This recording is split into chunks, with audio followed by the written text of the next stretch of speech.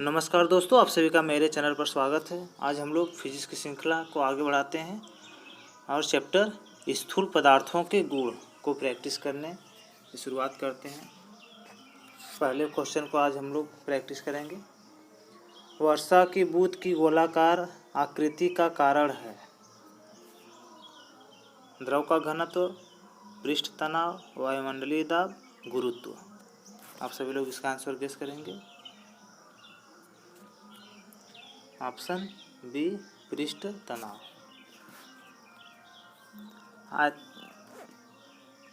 आयतन के लिए गोलाकार आकृति के पृष्ठ का क्षेत्रफल दोस्तों अन्य आकृतियों के पृष्ठ के क्षेत्रफल से कम होता है। अन्य आकृतियों के पृष्ठ के क्षेत्रफल से कम होता है। पृष्ठ तनाव के गुण के कारण किसी द्रव का स्वतंत्र पृष्ठ न्यूनतम क्षेत्रफल घेरने का प्रयास करता है। है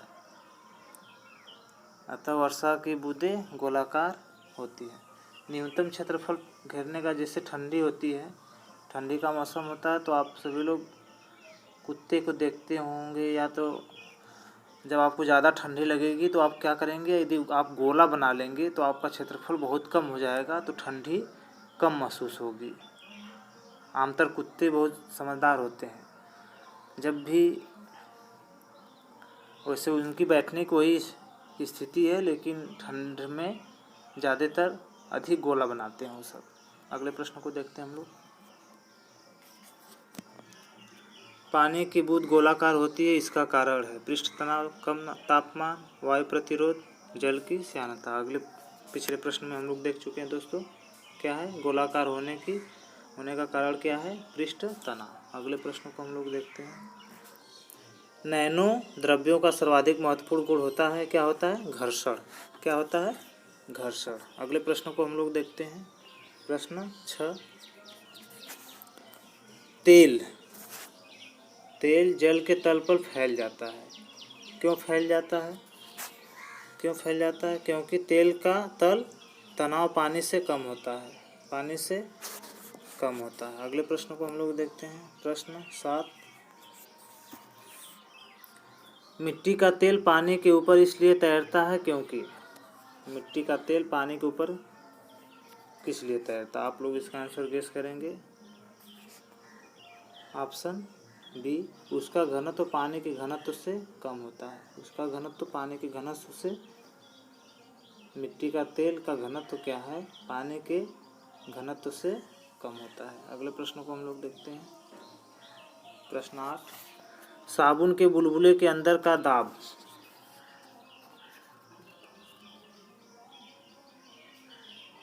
वायुमंडलीय दाब से अधिक होता है। साबुन के घोल के बुलबुले इसलिए बड़े होते हैं क्योंकि जल में साबुन घुलने पर उसका पृष्ठ तनाव कम हो जाता है। बुलबुले के अंदर का दाब सदैव बाहर के वायुमंडलीय दाब से अधिक होता है।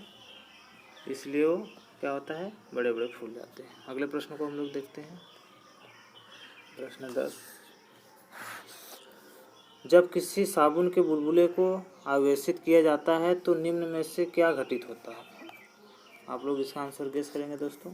प्रश्न 10। साबुन के बुलबुले को आवेशित किया जाता है तो क्या घटित होता है? त्रिज्या बढ़ जाती है। क्या होता है? त्रिज्या बढ़ जाती है। अगले प्रश्न को हम लोग देखते हैं। प्रश्न 14। बत्ती वाले स्टोव में केरोसिन के बत्ती में ऊपर चढ़ने का कारण क्या है? आप लोग इसका आंसर गेस करेंगे। ऑप्शन सी पृष्ठ तनाव। जो बत्ती होती है स्टोव में, केरोसिन के बत्ती में ऊपर चढ़ने का कारण तेल का पृष्ठ तनाव होता है। पृष्ठ तनाव के कारण केशिका तो घर्षण क्या होता है, जिसके फलस्वरूप द्रव्य पतली से पतली नाली में प्रवेश कर ऊपर बढ़ जाते हैं। अगले प्रश्न को देखते हैं। प्रश्न 15। एक केस नली में जल की अपेक्षा एक तरल अधिक ऊंचाई तक चढ़ता है तो इसका कारण क्या है? अधिक ऊंचाई तक चढ़ता है तो इसका कारण क्या है? प्रश्न 15 ऑप्शन गेस करेंगे। ऑप्शन डी, तरल का पृष्ठ तनाव जल की अपेक्षा ज़्यादा होता है। केस नली में जो केस नली है दोस्तों, केस नली में तरल अपने पृष्ठ तनाव के अनुपात में चढ़ता है। जिस तरल का पृष्ठ तनाव सबसे ज़्यादा होगा वह उतनी ऊंचाई तक पहुंच जाएगा। अगले प्रश्न को हम लोग देखते हैं। प्रश्न 16, जब किसी झील की तली से उठकर वायु बुलबुला ऊपरी सतह तक आएगा तो उसका आकार क्या होगा? प्रश्न 16, आप लोग इसका आंसर गेस करेंगे दोस्तों। वायु बुलबुला ऊपरी सतह तक आएगा तो उसका आकार क्या होगा? बढ़ जाएगा। उसका आकार क्या होगा? बढ़ जाएगा। जब वायु का बुलबुला झील की तली से ऊपर उठकर आने लगता है तो तली की अपेक्षा ऊपर को जो दाब है वो क्या है? घटने लगता है, जिसके कारण बुलबुले का आयतन बढ़ जाता है। बुलबुले का आयतन बढ़ जाता है। अगले प्रश्न को हम लोग देखते हैं। प्रश्न 17, ताप बढ़ने के साथ द्रव्य की श्यानता क्या होती है?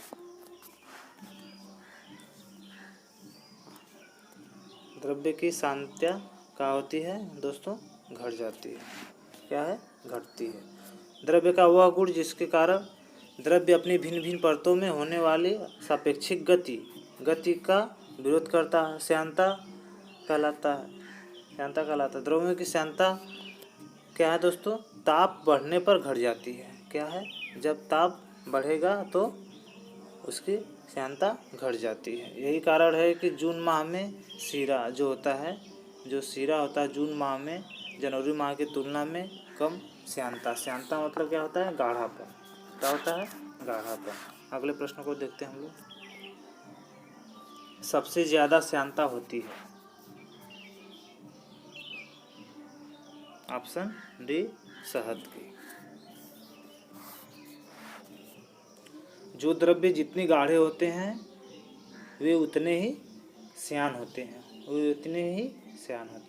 अगले प्रश्न को हम लोग देखते हैं दोस्तों।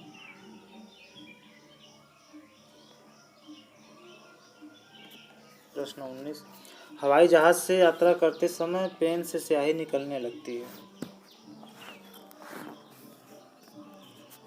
ऑप्शन ए, वायुमंडलीय दाब के कारण। अधिक ऊंचाई पर जाने पर दाब क्रमशः कम हो जाता है, जो प्रेशर कम हो जाता है दोस्तों अधिक ऊंचाई पर जाने से। तो इसका कारण है कि ऊंचाई पर पहुंचने पर वह वायुमंडलीय दाब पेन के अंदर स्याही के दबाव का क्या है? साम्य भंग हो जाता है। तो पेन के अंदर स्याही का दाब अधिक हो जाता है। तो जिसके कारण स्याही बाहर निकलने लगती है। अगले प्रश्न को हम लोग देखते हैं दोस्तों। प्रश्न 20, ऑटोमोबाइल्स के हाइड्रोलिक ब्रेक के कार्य करने का सिद्धांत क्या है? क्या है दोस्तों? ऑटोमोबाइल हाइड्रोलिक ब्रेक के पास्कल के नियम। क्या है? पास्कल के नियम। हाइड्रोलिक ब्रेक क्या है? हाइड्रोलिक ब्रेक है, हाइड्रोलिक प्रेस है, हाइड्रोलिक लिफ्ट है। ये तीनों क्या है? पास्कल के नियम पे आधारित है। पास्कल के नियम के अनुसार यदि कोई गुरुत्वीय प्रभाव को नगण्य मान लिया जाए तो संतुलन की अवस्था में किसी द्रव के भीतर प्रत्येक स्थान पर समान दाब रहता है। कहीं भी है समान दाब रहेगा प्रत्येक स्थान पर। अगले प्रश्न को हम लोग देखते हैं दोस्तों। प्रश्न 22, बैरोमीटर पाठन में अचानक गिरावट हो जाने से निम्नलिखित में से कौन सी एक मौसमी दशा इंगित होती है? अचानक गिरावट हो जाने से मौसम में क्या अंतर होता है? तो ऑप्शन ए, मौसमी तूफानी मौसम।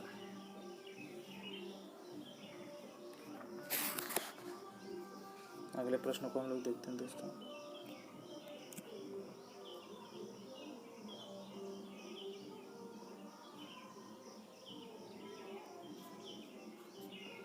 प्रश्न 27, शीतल में जब झील की ऊपरी सतह का पानी बर्फ में बदल जाता है फिर भी जलीय जंतु जीवित रहते हैं। प्रश्न 27, फिर भी जलीय जीव जीवित रहते हैं, तो इसका कारण क्या है?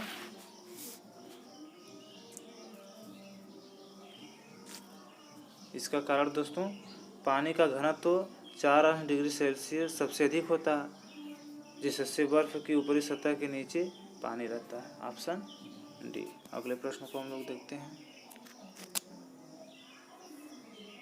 प्रश्न 29, वस्तु की मात्रा बदलने पर क्या परिवर्तित रहेगा? वस्तु की मात्रा बदलने से क्या अपरिवर्तित रहेगा? वस्तु की मात्रा बदलने पर क्या अपरिवर्तित रहेगा? तो ऑप्शन डी घनत्व। ऑप्शन डी घनत्व डेंसिटी। घनत्व क्या बोलता है?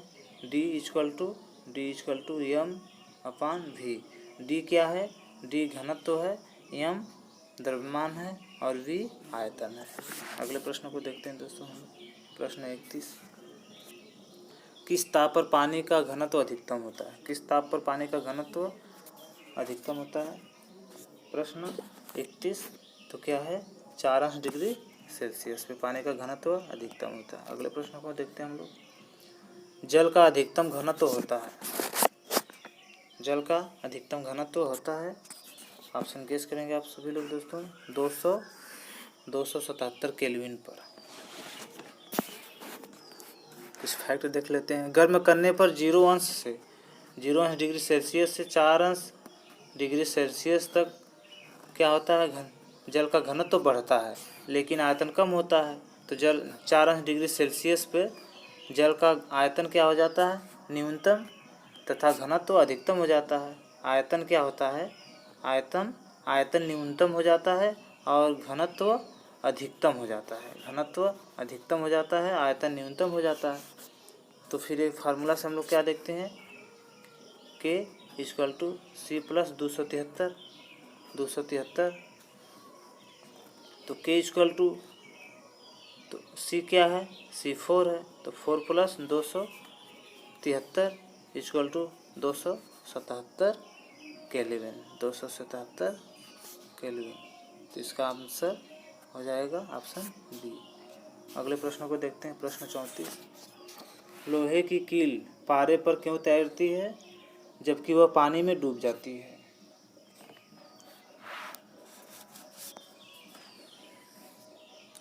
ऑप्शन सी, लोहे का घनत्व पानी से अधिक होता है तथा पारे से कम होता है। जो लोहे का घनत्व हो वो पानी से अधिक होता है, लेकिन पारे से कम होता है लोहे का घनत्व, इसलिए वह पानी में डूब जाती है। अगले प्रश्न को देखते हैं हम लोग। प्रश्न 35, एक सुई पानी में डूब जाती है जबकि लोहे से बना जहाज पानी पर तैरता रहता है। ऐसा क्यों होता है? ऐसा क्यों होता है दोस्तों? सुई का अपेक्षित घनत्व उसके द्वारा हटाए गए पानी के अपेक्षित घनत्व से अधिक होता है।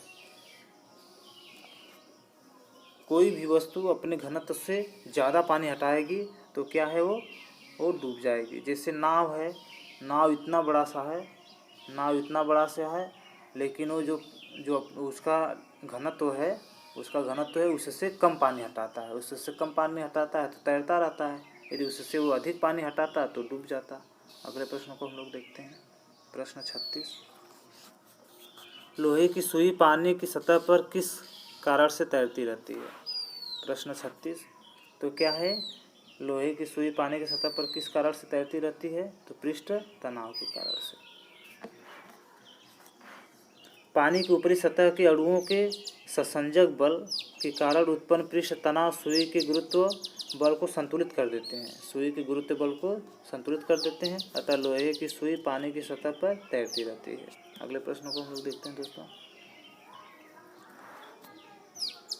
जब कुएं से पानी की बाल्टी को ऊपर खींचते हैं तो हमें महसूस होता है कि बाल्टी कैसा महसूस होता है? जब हम लोग कुएं में बाल्टी डालकर पानी निकालते हैं तो कैसा महसूस होता है? प्रश्न 37, तो पानी की सतह से ऊपर, पहले बाल्टी जब तक पानी में रहेगी तो कुछ भी महसूस नहीं होगा। जैसे बाल्टी सतह से ऊपर आएगी वैसे क्या हो जाएगी? भारी हो जाएगी। क्या हो जाएगी?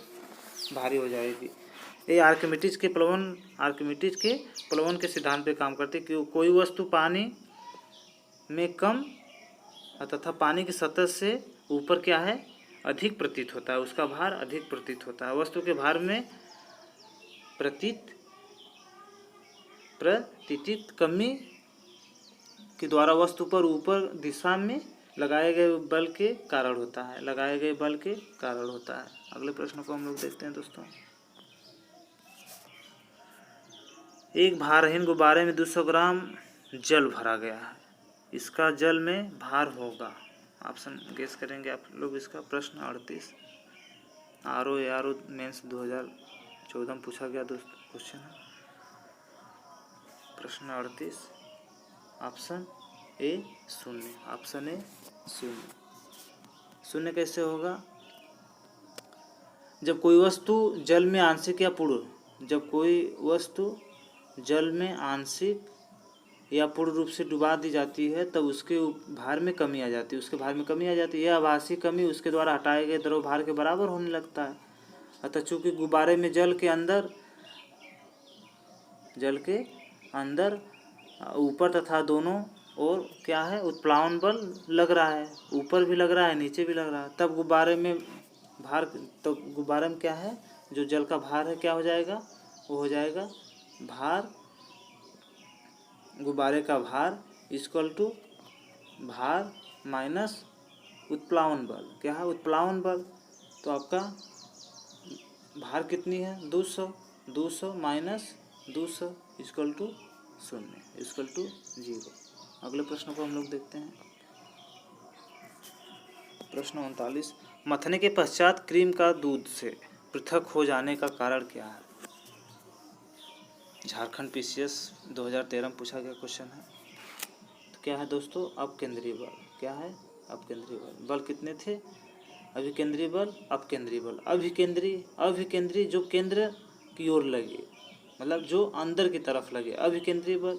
अपकेंद्रीय बल अप ऊपर, मतलब जो बाहर की तरफ लगे, उसको क्या, अपकेंद्रीय बल कहते हैं। प्रश्न 42 को हम लोग देखते हैं दोस्तों। समुद्र में प्लवन करते हुए आइसबर्ग का कितना भाग समुद्र की सतह से ऊपर होता है? यूपीपीसीएस प्री 2009 में पूछा गया क्वेश्चन है। आप लोग इसका आंसर गेस करेंगे। 1/9, 1/10, 1/6, 1/4। तो इसका आंसर है क्या है दोस्तों, 1/9। इसका कुछ फैक्ट है, हम लोग देख लेते हैं। शुद्ध जल के बर्फ में परिवर्तन होने पर 4 डिग्री सेल्सियस ताप पर बर्फ का घनत्व जल के घनत्व का कितना होता है, 1/9 भाग होता है। तथा शुद्ध जल में बर्फ का घनत्व कितना होता है, 90% पानी के अंदर होता है और 10% पानी के बाहर होता है। 10% पानी के बाहर होता है। आर्कटिक एवं अंटार्कटिक जो महासागर, उसमें प्लावी बर्फ दिखाई पड़ती हैं। जल के ऊपर बर्फ का केवल 1/9 भाग हम देख पाते हैं और बर्फ का 8/9 भाग जल के अंदर बना रहता है। इसी कारण से इसका 1/9 भाग ऊपर दिखाई देता है। अगले प्रश्न को हम लोग देखते हैं दोस्तों। प्रश्न 43 पानी के एक गिलास में एक बर्फ का टुकड़ा तैर रहा है। जब बर्फ पिघलती है तो पानी के स्तर पर क्या प्रभाव पड़ेगा? पीसीएस फ्री, एमपीपीसीएस फ्री में पूछा गया क्वेश्चन है। तो उसका क्या होता है, भार उतना ही रहेगा। कोई गिलास है, उसमें आपने बर्फ रख दिया है, तो जितना ऊपर है वो दोस्तों, वो पहले से उतना पानी हटा चुका है, अपने आयतन का पानी हटा चुका है, और वो पिघलेगा भी तो उतनी सतह पर रहेगा, बाहर नहीं गिरेगा। अगले प्रश्न को हम लोग देखते हैं। प्रश्न 45 समुद्र में नदी की अपेक्षा तैरना आसान होता है। क्यों आसान होता है तैरना? क्योंकि समुद्र का जल नमकीन होता है। और क्या है, NaCl जो सोडियम क्लोराइड होता है। सोडियम क्लोराइड अन्य लवणों की अधिकता के कारण समुद्री जल में नमकीन ज़्यादा होता है, तो फलस्वरूप समुद्र का जो घनत्व अधिक हो जाता है, जिसमें उत्प्लावकता से अधिक हो जाती है, इसलिए जल के घनत्व में तैरना समुद्र के जल में तैरना आसान हो जाता है। अगले प्रश्न को देखते हैं हम लोग। प्रश्न 46, जब कोई जहाज नदी से सागर में घुसता है तो क्या अंतर होता है? ऊपर उठता है, नीचे जाता है, तल पर रहता है, तली में डूब जाता है। आप लोग इसका आंसर गेस करेंगे तो क्या होता है दोस्तों? वह कुछ ऊपर उठता है जब वह जहाज नदी से सागर की ओर सागर में घुसता है तो क्या होता है? कुछ ऊपर उठ जाता है। अगले प्रश्नों को हम लोग देखते हैं दोस्तों। बस इतना, इसका हम लोग कुछ फैक्ट देख लेते हैं। नदी के जल के घनत्व की अपेक्षा